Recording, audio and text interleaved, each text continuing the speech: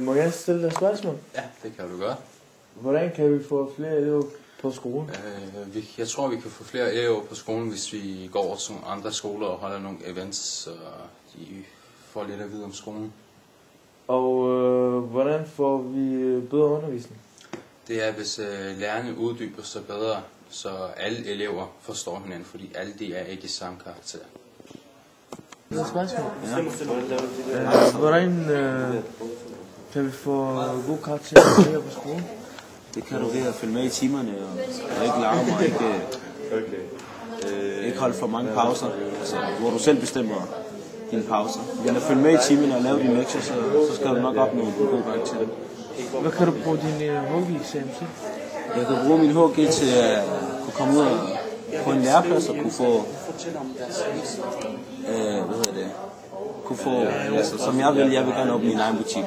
Så det er det mit mål er. Tak for det. Ja, så det. Hvad hyggeligt.